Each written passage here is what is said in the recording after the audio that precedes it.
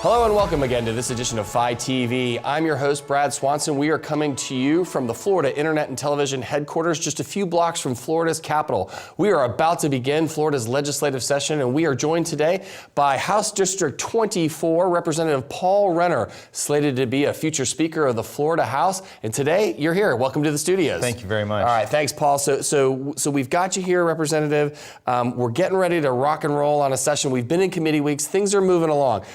First item up that I'd love to get your thoughts on is, what did I do? Assignment of benefits. It's just a small item, right? Yeah. The entire insurance world is all a bust, and there's fraud going on. Talk to us about what you're going for, and what are you going to accomplish this year? Well, if we look at the session overall, the key thing is how do we make people's lives better? And in this case, with assignment of benefits, we have to watch out for things that will make it a lot worse. Right. And assignment of benefits is something that a lot of people don't know about, but it's essentially taking your insurance policy and assigning it over to a contractor if you have damage in your house.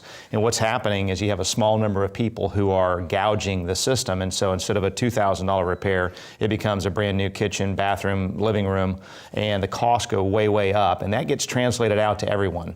Right. So the person who's paid their bills, paid their premiums for 30 years, never had a claim, they're going to see their rates go up in some places by double or even triple what it is today, their homeowners' insurance rates. And we've got to make sure that doesn't happen. Well, with enough people doing it the right way, how do you fix that one little gap for the ones that are doing it the wrong way? I mean, I've heard these horror stories of these folks saying, "Oh, I've got the $2,000 slab leak," and they've billed the insurance company for a $40,000 new kitchen. It's typically the end user has been tricked by the bad actors into saying, "Do you want a new kitchen? Is that what you want? We'll get it for you."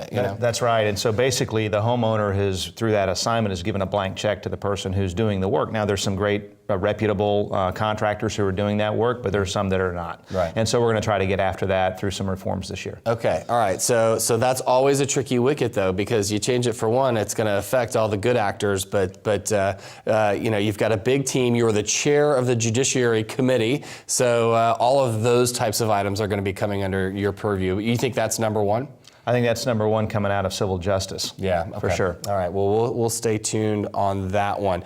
Next up is the HB 1133, the Patient Savings Act. Talk to me. Now, this is your bill. So what's the goal here? What's the problem, and what are you solving? Well, before I even ran for office, I thought about the fact that we all go out and shop for the best quality at the lowest price. Mm-hmm. We're in control in every part of our life except one of the most important, which is healthcare. Mm-hmm. And so introducing some competition, introducing some patient control into the process is what this bill is all about. So it allows you to take shoppable services, not when you're running to the emergency room, but let's say you're scheduling a knee surgery or shoulder surgery, to go out with your insurer, if they participate, and shop for that care. And if you find savings that's below their average cost, you get a piece of that.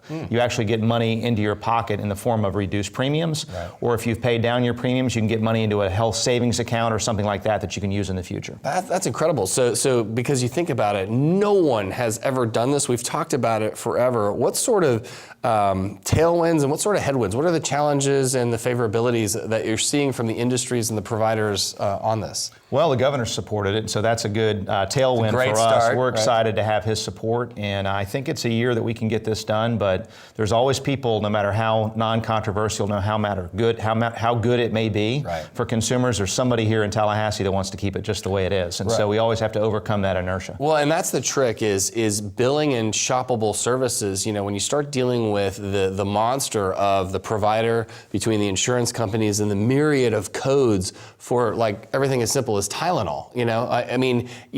That is you are looking to change a card in the house of cards. So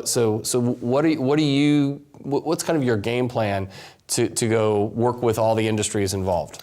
Well, the government is so heavily involved and so heavily regulating healthcare that it's created no market. It's created an artificial market where you can, have a Tylenol in your example for $100 when we can go to the store and buy it for $10. Right. And so this introduces some competition into the system. It's not a cure-all by any means, but it will, over time, allow us to bring down, we believe, healthcare costs, healthcare premiums, certainly for those individuals, but across the board, because just in the example of AOB, as a small number of people gouge gouge the system, rates go up for everybody. Sure. As people start participating in these savings programs, they bring down rates for everyone by helping us all save money on health care. Any other states doing this in the nation yet?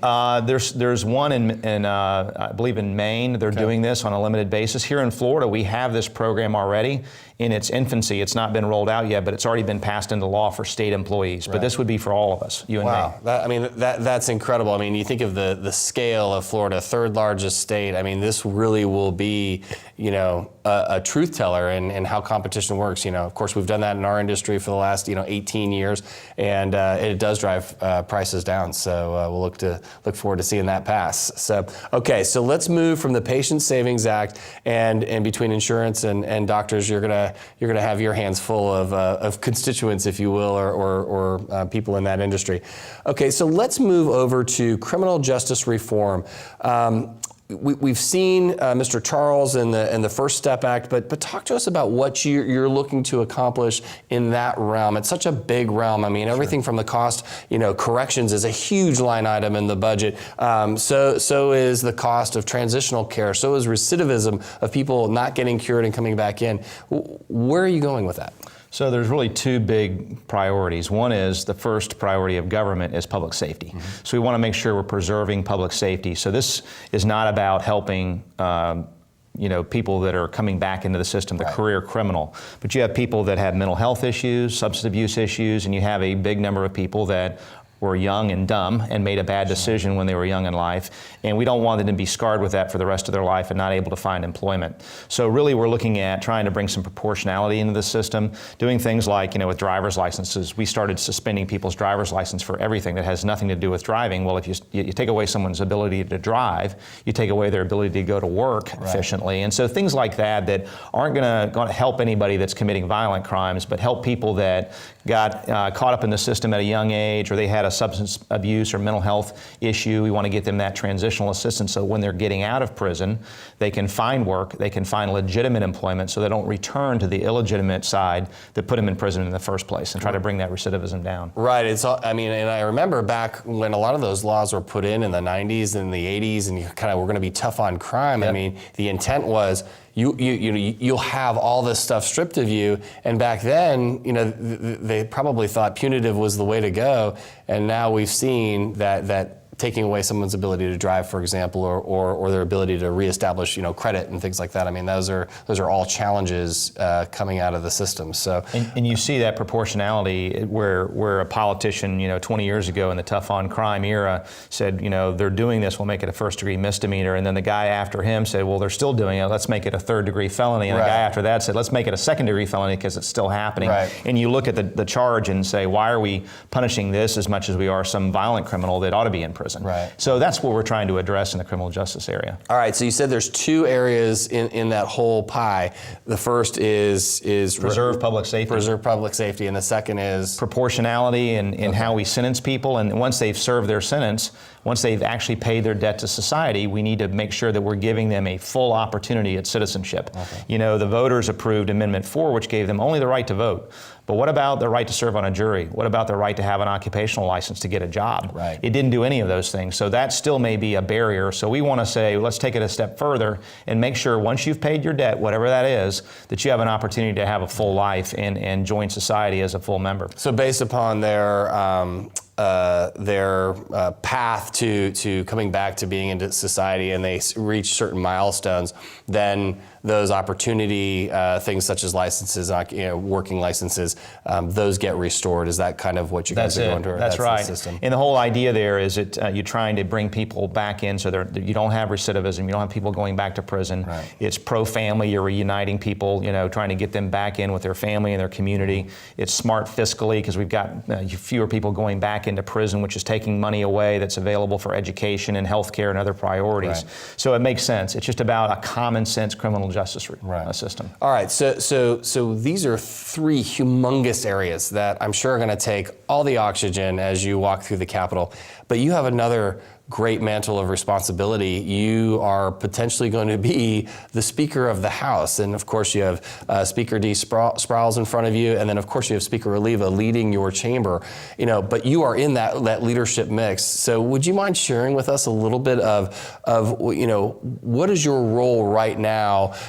Because you have to look forward, because a lot of changes take time well beyond who the current leadership is, but then you have to support. So how are you balancing those demands and supporting the team but carving out your space of leadership? Well, as you know, but some of your listeners may not, we're 8-year term limited, and so the last 2 years is when today Jose Oliva is the Speaker, and then in 2 years Chris Sprowls will be the Speaker. So I've got 2 great leaders ahead of me to learn from, and so I'm spending time with them to make sure that I get it right when it's our opportunity. Should we keep the majority? Should I get reelected?